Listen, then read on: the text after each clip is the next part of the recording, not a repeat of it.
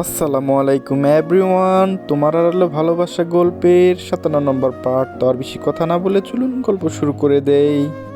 উপর হয়ে শুয়ে থাকায় আরিয়ানের উন্মুক্ত পিঠ দৃশ্যমান পুরীর সামনে। আরিয়ানের কাছে যেয়ে বসে পিঠের দিকে ভালো করে লক্ষ্য করে দেখে কিছু নখের আঁচড়ের দাগ। প্রথমে না বুঝলেও পরে বুঝতে পারে আসলে দাগগুলো তারই করা। সেই ভেবে পুরী মুখ লজ্জায় লাল হয়ে যায়। কি ভেবে পুরী এগিয়ে যেয়ে আরিয়ানের উন্মুক্ত পিঠের উপর আলতো করে প্রথমে কিস করে, তারপর আরও একটা, তারপর আরও একটা, এভাবে 4-5টা কিস করে পুরী সোজা হয়ে বসে। নিজের মনের ভাবনায় ব্যস্ত থাকায় পুরী লাফিয়ে উঠে আরিয়ানের কথায়। আরিয়ান বালিশে মুখ গুজিয়ে বলে, আমাকে উত্তেজিত করার প্রচেষ্টা চলছে নাকি?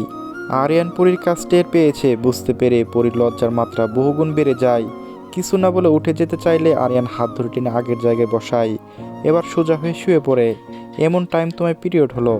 উফ, কপাল আমার। একদিকে নিজে শরীর ভালো নেই, অপরদিকে আমার বউ আমাকে উত্তেজিত করার সর্বোচ্চ প্রচেষ্টা করছে। আরিয়ানের কথায় পুরি মাথা নিচু করে বলে, আমি কিছু প্রচেষ্টা করছি না, কফি এনেছি, খেয়ে নিন। আরিয়ান পুরীর দিকে ঘোর লাগানো দৃষ্টিতে তাকিয়ে বলে, কাম হিয়ার হানি।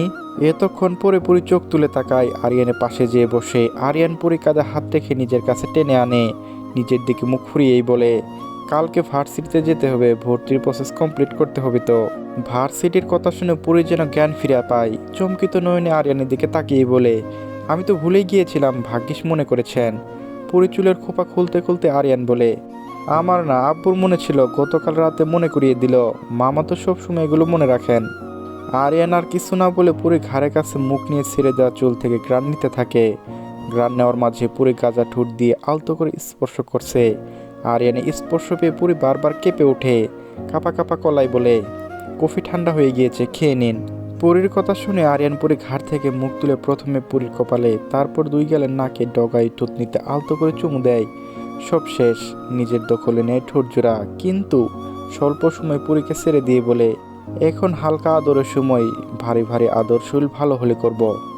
আরিয়ানের কথা যেন পুরীর লজ্জায় আড়ষ্ট করতেই বলে, প্রতিনিয়ত তাই করেন এবং এখনও সেই কাজে সে সফল।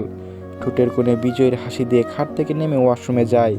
যাওয়ার সময় বলে, ড্রেসিং টেবিলে একদম নিচে একটা ড্রয়ার আছে, ওইখানে একটা হট ওয়াটার জগ আছে, কফি গরম করে নাও, ওটা বের করে।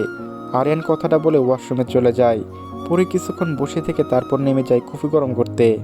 সময় চলে তার গতিতে, তাকে ধরে রাখার সাধ্য কারণেই। দেখতে দেখতে আরিয়ান পুরীর বিয়ে 1 মাস কেটে গেছে নীরবে। সময় যেন ধীরে ধীরে গলে গেছে তাদের নতুন জীবনের উষ্ণতায়। জীবনের ব্যস্ততা আর তার সাথে বেড়ে চলা সকালগুলো এখন আর আগের মতো অলস নয়। পুরী আরিয়ান দুইজনের জীবনের ব্যস্তময় দিন পার করছে।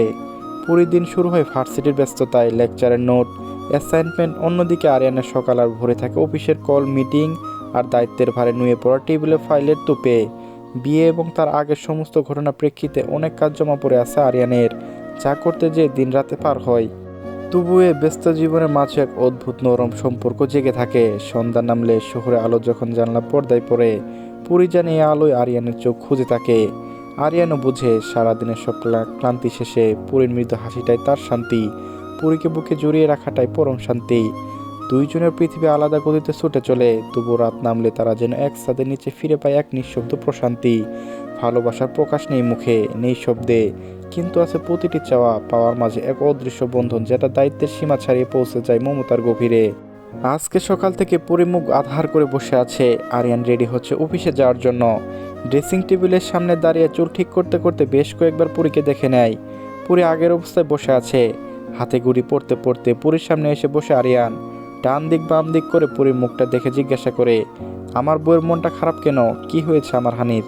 আরিয়ানের কথা শুনে পুরী কপাল কুঁচকে আরিয়ানের দিকে তাকিয়ে রাগে রাগে ভাব নিয়েই বলে, কি হবে, কিছু হয়নি, আপনি আমার সতীনের কাছে যান। পুরী রাগ বুঝতে পেরে আরিয়ান মুখ টিপে হেসেই বলে, তোমার সতীন কোথা থেকে আসলো? আমি আবার বিয়ে করলাম কখন? পুরী আবারও রাগে রাগে ভাব ধরে উত্তর দেয়, জানি না, তুমি চাইলে আমি তোমাকে সতীন এনে দিতে পারি, আমার আপত্তি নেই। আগুনে ঘি ঢালার মতো কাজ করলো আরিয়ানের কথাটা। পুরী আরিয়ানের দিকে রাগী দৃষ্টিতে তাকায়। কয়েক সেকেন্ডের মধ্যে আরিয়ানা হাতে পিঠে চরকিল খুশি বসাতে থাকে আর বলে, আপনার অফিসে আমার বড় সতীন, আর আপনি আবার বিয়ে করতে চাচ্ছেন? এত বড় সাহস! না না না, আপনার মাপ নেই। আরিয়ান মুচকে হেসে বিছানায় গড়িয়ে পড়ল। হেসে বলল না কিছু, শুধু হাত দিয়ে নিজেকে বাঁচানোর চেষ্টা করলো। পুরী তখন ওর উপর বসে রাগে গাল ফুলিয়ে তাকিয়ে আছে।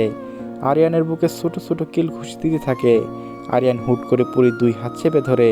পুরীর চুলগুলো এলোমেলো হয়ে মুখে পড়ে গেছে। হাত জোড়ো আরিয়ানের দখলে। মুহূর্তটা থমকে যায়, চোখে চোখ পড়তেই রাগটা হঠাৎ গলে। আরিয়ানের নরম হাসি দিয়ে বলে, পজিশনটা কিন্তু ভালোই, অফিসে না গিয়ে এটাই ট্রাই করি চল। এতক্ষণ পরে পরে হুঁশ ফিরে চারপাশে তাকিয়ে দেখে সত্যি সে আরিয়ানের উপরে বসে আছে। তড়িৎ বেগে নামতে যেয়ে আরিয়ান এক বাহু বন্ধনে আটকে যায়, ছটফট করতে করতে বলে, এই ছাড়ুন, আমি রেগে আছি, আমাকে এসব বলে এখন আর কাজ হবে না। পরে হাত ধরে টান দিয়ে নিজের বুকের উপর ফেলে দেয়। পরীর নাকের সাথে নাক ঘষতে ঘষতে বলে, জলদি বলো হানি, কেন রেগে আছো? Mood already change so fast. হঠাৎ ঘনিয়ে আসা এই কাছে চলে আসা পরীর নিঃশ্বাস যেন আটকে গেল এক মুহূর্তে। চারপাশ নিস্তব্ধ, শুধু দুইজনের হৃদয় স্পন্দন শোনা যায় স্পষ্টভাবে। আরিয়ানের চোখে দুষ্টু হাসে আর পরীর চোখে মিশে আছে লজ্জার অবাক বিস্ময়। সে কিছু বলতে গিয়ে থেমে যায়, বুকের ভেতরটা হালকা কাঁপে। রাগটা কোথায় যেন হারিয়ে যায়, তার জায়গায় আসে এক অজানা উষ্ণতা। জড়তা মিশ্রিত কণ্ঠে পরী বলে, কেউ আমাকে বলেছিল বিয়ের পরে কক্সবাজার নিয়ে যাবে। কথা শেষ হওয়ার মুহূর্তেই পরী নিজেকে আবিষ্কার করে বিছানায়। আরিয়ান তার ঘাড়ে মুখ গুজে রেখেই বলে, ব্যাগ গুছাও, আগামীকাল রওনা দেবো, ঠিক আছে হানি? আরিয়ানের কথা যেন পরী চমকে যায়, বিস্মিত হয়ে বলে, সত্যি বলছেন? একদম চুপ। আরে চুপ করলে হবে না, কালকে রওনা দিলে আজকে আমাকে শপিং করতে যেতে হবে, উঠুন উঠুন। আরিয়ান পরী ঘাট থেকে মুখ তুলে বলে, এত সকালে শপিং মল খুলিনি, খুললেই নিয়ে যাব, ততক্ষণ টাইমটা আমার। পরীকে আর কিছু বলার সুযোগ না দিয়ে আরিয়ান মিশে যায় পরীর মাঝে। রাগ, অভিমান, ভালোবাসা সব মিলেমিশে যেন এক অদ্ভুত উষ্ণতা ভরে ওঠে চারপাশ। পরের দিন সকাল, হুট করে নেওয়া ডিসিশনগুলো বেশি সুন্দর হয়, বেশিরভাগ ক্ষেত্রে সেইগুলো সফল হয়।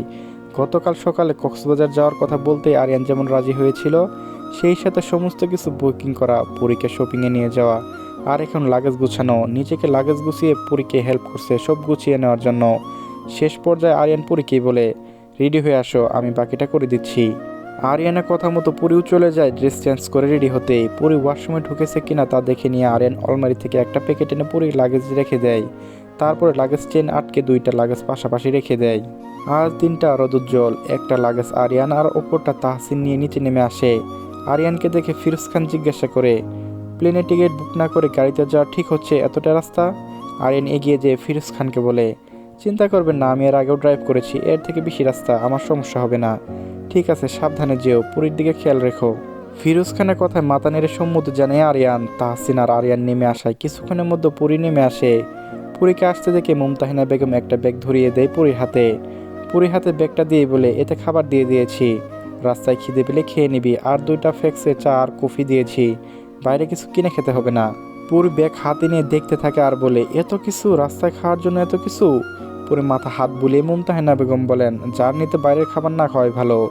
এরই মধ্যে মরিয়ম বেগম এসে পরীকে দেখে বলে, মাশাআল্লাহ পরী, তোমাকে কত সুন্দর লাগছে, আমাদের জোড়া শালিক ম্যাচিং করে পড়েছে।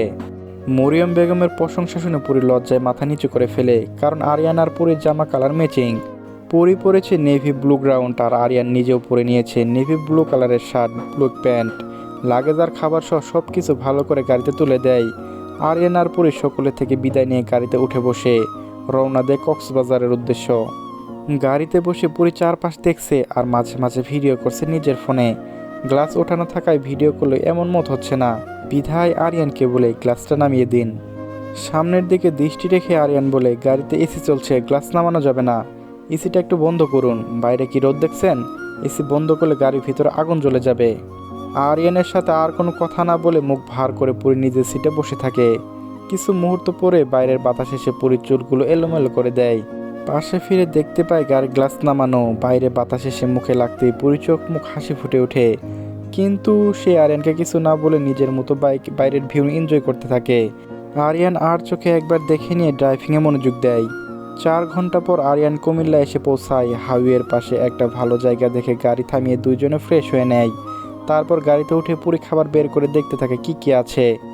একটা বাটিতে পরী পছন্দের পাস্তা, সাথে মালাই চপ, মিষ্টি সহ আরও কিছু আইটেম। নিজের পছন্দের সব দেখে পরী খিদে যেন আরও বেড়ে যায়। আরিয়ানকে প্রথমে পাস্তা দিয়ে পরী মিষ্টি খেতে থাকে। পরীকে মিষ্টি খেতে দেখে আরিয়ান জিজ্ঞাসা করে, পাস্তা না খেয়ে আগে মিষ্টি খাচ্ছ কেন? খেতে খেতে পরী উত্তর দেয়, আগে মিষ্টি খেয়ে তারপর ঝাল খেতে হয়, না হলে মিষ্টি খেলে মুখটা কেমন যেন হয়ে যায়, এই জন্য। আপনি খাবেন? মিষ্টির বাটি এগিয়ে দিতে আরিয়ান বলে, ওরে বাবা, না না না, তুমি খাও, বিয়ের মিষ্টিগুলো এখনো হজম হয়নি, এখনো মিষ্টি দেখলে আমার গা গুলিয়ে ওঠে, বিয়েতে যে মিষ্টি খাইয়েছে আল্লাহ। আরিয়ানের কথা শুনে পরী ফিক করে হাসি দিয়ে বলে, ভালোই হলো, আমার পছন্দের মিষ্টি না আমি খাই। দুইজনে মিলে খাওয়া দাওয়া করে পুরি চা আর কফির ফ্লাক্স পার করে সেই সাথে ওয়ান টাইম কাপ আরিয়ানের জন্য কফি দিয়ে নিজে চা নিয়ে নেয়। চা খেতে খেতে আরিয়ান জিজ্ঞাসা করে, বিয়ের শাড়ি যে ব্লাউজটা ছিল ওইটা নিতে বলেছিলাম, নিয়েছিলে? আরিয়ানের কথা শুনে পুরো একটু থেমে যায়, ঠোঁট ভিজিয়ে নিয়ে বলে, আসলে এটা। আরিয়ান পুরীর দিকে জিজ্ঞাসু দৃষ্টিতে তাকিয়ে বলে, এটা কি নাওনি মনে নেই? না মানে মনে ছিল, কিন্তু ওটা অনেক বেশি টাইট হয়ে গিয়েছিল, পরতে পারবো না তাই আর কি। পুরীর কথা শুনে আরিয়ান মুখ টিপে হাসি দিয়ে পুরীর দিকে তাকিয়ে বলে, বলছিলাম মাপ নেওয়ার সময় একটু ঢিলা করে দেই, না হলে টাইট হয়ে যাবে, শুনো নাই? পুরী লজ্জা পেয়ে মাথা নিচু করে বলে, আমি কি এত বুঝেছিলাম নাকি এত টাইট হবে? কফির কাপটা বাইরে ফেলে দিয়ে আরিয়ান পুরীর কাছে ঝুঁকে যেয়ে বলে, আমি তো বুঝেই বলেছিলাম, বুঝলে বউ, আমার হাতে জাদু আছে, না হলে এমন শুকনা গাছে কেউ ফুল ফুটাতে পারে? আরিয়ানের এমন কথাবার্তায় পুরী কান গরম হয়ে যায়, লজ্জায় আড়ষ্ট হয়ে যায়, মাথা নিচু করে বলে, ইস আল্লাহ, চুপ করেন প্লিজ, চলেন, দেরি হবে না হলে। ড্রাইভিং সিটে সোজা হয়ে বসে মিষ্টি হাসি দিয়ে আরিয়ান বলে, বেস্ট হানিমুন স্যুট বুক করেছি তোমার অবশিষ্ট লজ্জা ভাঙাতে। আরিয়ান গাড়ি স্টার্ট দেয়, পুরী আর কিছু না বলে নিজের মতো করে জানলা দিয়ে তাকিয়ে থাকে। আরিয়ানে পৌঁছাতে প্রায় রাত 10টা বেজে যায়। রেডিসন ব্লু চট্টগ্রাম বিভিউ হোটেলে এসে গাড়ি থামে।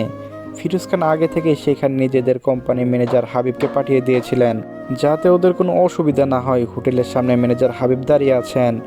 আরিয়ানের গাড়ি দেখতে এগিয়ে যান। হাবিব সাহেবকে দেখে আরিয়ান বলে, আসসালামু আলাইকুম হাবিব সাহেব, কেমন আছেন? হাসি হাসি মুখে ম্যানেজার হাবিব বলেন, ওয়ালাইকুম আসসালাম স্যার, আলহামদুলিল্লাহ ভালো আছি, আপনারা কেমন আছেন? জি আলহামদুলিল্লাহ ভালো। আরিয়ান পুরীর দিকে তাকিয়ে বলে, নেমে দাঁড়াও, আমি গাড়ি পার্কিংয়ে রেখে আসছি। পুরী আরিয়ানের কথা মতো গাড়ি থেকে নেমে দাঁড়ায়। ততক্ষণে গাড়ি থেকে লাগেজ নামিয়ে নেওয়া হয়েছে। পুরী দাঁড়িয়ে আছে, সেই সময় ম্যানেজার হাবিব এগিয়ে এসে সালাম দেয়। আসসালামু আলাইকুম ম্যাডাম, আমি ম্যানেজার হাবিব, বড় স্যার আমাকে পাঠিয়েছেন আপনাদের যাতে কোনো অসুবিধা না হয় সেই জন্য। পুরী হাসি মুখে জবাব দেয়, ওয়ালাইকুম আসসালাম আঙ্কেল। আরিয়ান গাড়ি পার্ক করে এসে পুরীকে নিয়ে হোটেলে প্রবেশ করে। রেডিশনে যে ওদের রুমের চাবি নিয়ে লিফটে ওঠে। সাথে করে ম্যানেজার হাবিব ও হোটেল বয় যায় লেগেজ নিয়ে। লিফট থেকে নেমে আরিয়ান পুরী হাত ধরে এগিয়ে যায় রুমের দিকে। রুমের দরজা খুলতেই পুরী চোখের সামনে উন্মোচন হলো এক অন্য জগৎ। চলবে গাইস, পরবর্তী পার্টও আপলোড দেওয়া আছে, সবাই দেখে নেবেন। ধন্যবাদ সবাইকে।